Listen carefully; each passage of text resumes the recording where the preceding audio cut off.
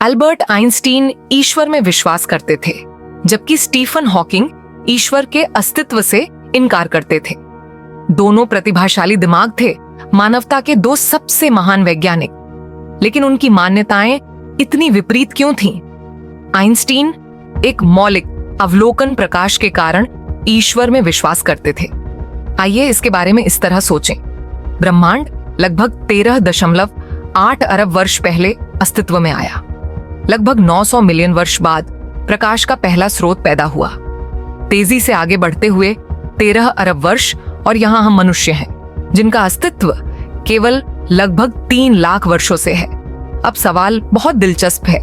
हमारी आंखें जो प्रकाश को देखने के लिए बनाई गई हैं, उन चीजों से कैसे संबंधित हैं जो हमसे अरबों साल पहले अस्तित्व में थीं? यदि मनुष्य केवल यादृच्छिक विकास का उत्पाद था, तो हमारे शरीर को यह कैसे पता चल सकता था कि प्रकाश इतने समय पहले अस्तित्व में था? फिर भी हमारी आंखें प्रकाश को समझने के लिए पूरी तरह से तैयार की गई लगती हैं, जैसे कि वे इसी उद्देश्य के लिए बनाई गई हों। उन्होंने इसे सृजन और पूर्णता के पीछे की शक्ति, दिव्य बुद्धि के प्रमाण के रूप में देखा। ब्रह्मांड के लिए नियमों का यह क्रम और सामंजस्य कोई दुर्घटना नहीं, बल्कि किसी और चीज का संकेत हो सकता है। उन्होंने एक बार कहा था, ईश्वर ब्रह्मांड के साथ पासा नहीं खेलता, लेकिन स्टीफन हॉकिंग ने अन्यथा सोचा।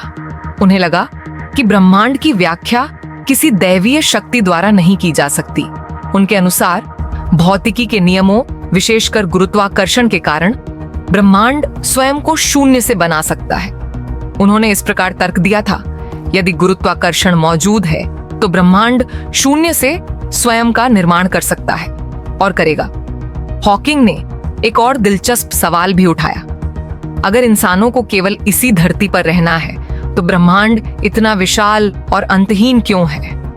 यदि ब्रह्मांड सिर्फ हमारे लिए बनाया गया था, तो क्या हमें इसके बारे में और अधिक जानने में सक्षम नहीं होना चाहिए? उनके लिए ब्रह्मांड की जटिलता और विशालता किसी दिव्य निर्माता की ओर इशारा नहीं करती थी, बल्कि हर चीज को नियंत्रित करने वाले प्राकृतिक नियमों की ओर इशारा करती थी। आइंस्टीन आस्था में विश्वास रखते थे, जबकि हॉकिंग विज्ञान में विश्वास रखते थे।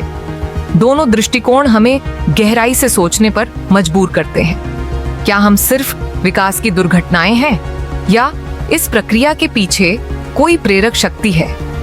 यदि ब्रह्मांड स्वयं को स्वयं नियंत्रित करता है, तो क्या उसे एक निर्माता की आवश्यकता है? तथ्य यह है कि इन दो दिग्गजों ने इस मुद्दे पर पक्ष लिया।